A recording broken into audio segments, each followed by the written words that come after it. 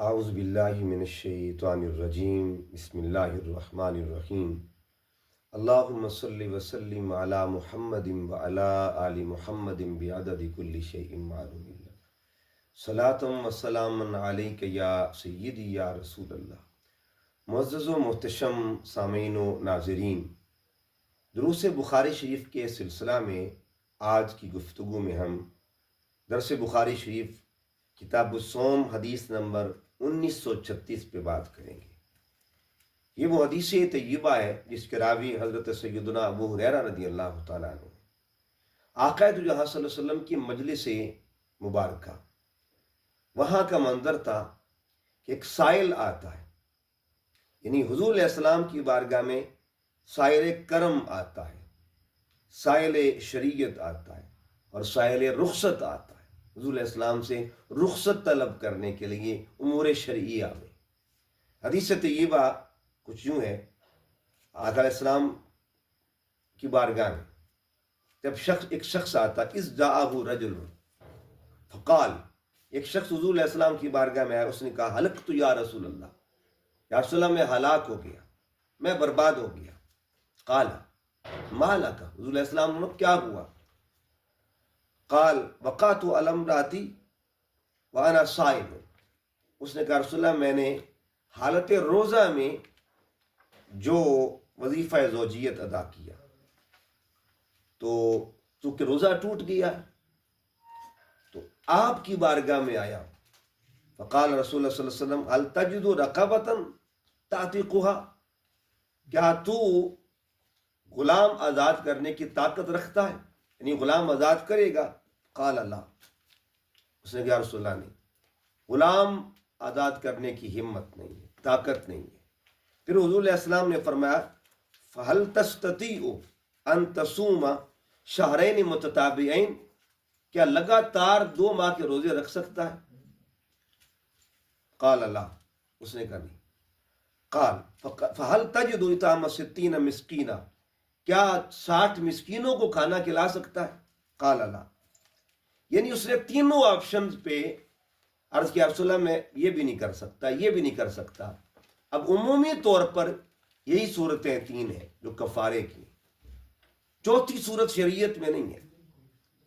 شریعت کے دائرے میں یا شریعت کے اصولوں کے مطابق یہ 3 ہی راستے تھے، اور تینوں راستوں پہ اس نے عرض کیا رسول اللہ یہ میری ہمت نہیں ہے، ان پہ چلا جاؤں یا چل سکوں۔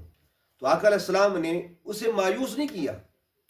حضور علیہ السلام نے یہ نہیں فرمایا کہ تو نے تینوں معاملات میں ہاتھ کھڑے کر دیے، اب تو چلا جا۔ حضور علیہ السلام نے اسے بھیجا نہیں، بلکہ آقا علیہ السلام نے فرمایا ٹھیک ہے بیٹھ جا۔ تھوڑی دیر کے بعد حضور علیہ السلام کی بارگاہ میں ایک شخص آیا ہے کھجور کا تھال لے کے۔ آقا علیہ السلام نے فرمایا این السائل، وہ سوالی کدھر ہے؟ فقال، تو سوالی نے عرض کیا انا یا رسول اللہ میں حاضر ہوں۔ قال، حضور علیہ السلام نے فرمایا خذ ھذا، اس کو لے جا، یعنی یہ کھجوریں لے جا، فتصدق بھی، اور اس کو جا کے صدقہ کرو یا اس کو بانٹو، تقسیم کرو جا کے۔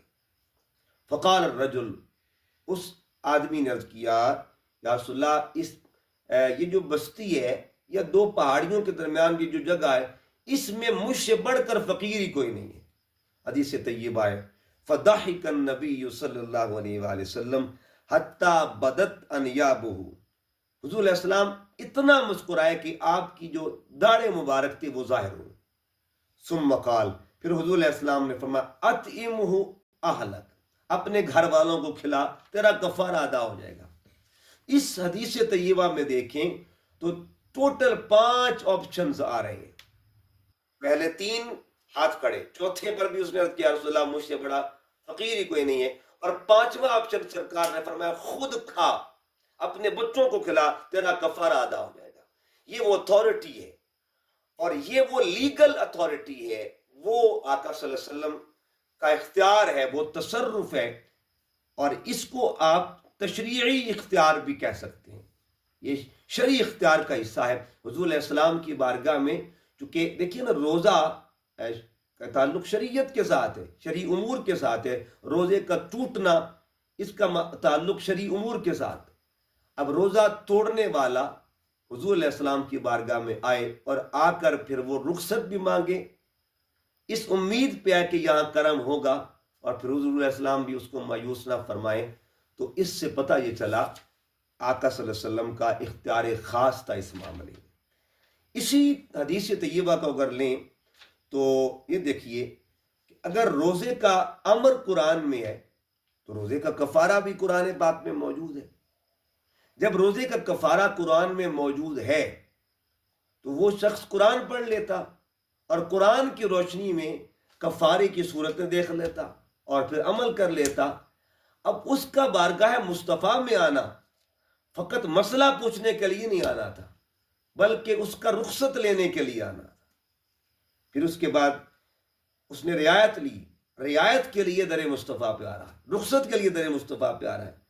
اب روزہ توڑنا جرم ہے، اور ظاہری بات ہے کہ جب بندہ روزہ توڑتا ہے تو اللہ کا مجرم ہے، تو اللہ رب العزت کے معاملے میں اگر جرم ہوا ہے تو اللہ کی بارگاہ میں جا کے یا مسجد میں جا کے اللہ سے توبہ کرے، گڑ گڑائے، روئے۔ اب مجرم اللہ کا ہے مگر آتا در مصطفیٰ صلی اللہ علیہ وسلم پہ، تو اس مزاج صحابہ دیکھیں کہ جرم کر کے یا معاملہ کر کے ایسا جو سرزد ہوا، پھر در مصطفیٰ پہ آنا، یہ پیغام کیا دے رہا ہے کہ اگر چاہتے ہو کہ جرم بخشے جائیں، اللہ تعالیٰ بخشش فرمائے، تو در مصطفیٰ پہ آ جاؤ۔ مجلس صحابہ میں مسئلہ پیش ہونا، اور یہ بھی پیغام دے رہا ہے کہ یہ جو اختیارات مصطفیٰ صلی اللہ علیہ وسلم، اس کو اجتماعی طور پہ اس کا اظہار کیا گیا، اتھارٹی کا اظہار کیا گیا کہ حضور علیہ السلام کو اللہ پاک نے جو اتھارٹی عطا فرمائی ہے اس کا اظہار انفرادی معاملے میں نہیں دیا، اجتماعی معاملے میں دیا۔ یعنی تمام صحابہ نے دیکھا کہ ایسا ہو رہا ہے، کسی ایک صحابی نے بھی نہیں عرض کیا یا رسول اللہ یہ تو تینوں معاملوں سے ہاتھ اٹھا گیا ہے، آپ چوتھا بھی عطا فرما رہے ہیں اور پانچواں آپشن بھی دے رہے ہیں۔ اور اس کے بعد پھر یہ باتیں جو ہیں حدیث طیبہ میں لانے کا مقصد کیا ہے کہ حضور علیہ السلام کو اللہ تعالیٰ نے اختیارات عطا فرمائے، اور یہ حدیث طیبہ حضور علیہ السلام کے اختیار شرعی پر دلالت کر رہی ہے۔ اللہ تعالیٰ کی بارگاہ میں دعا کرتے ہیں حضور علیہ السلام کی محبت سے اللہ تعالیٰ ہمارے سینوں کو مزین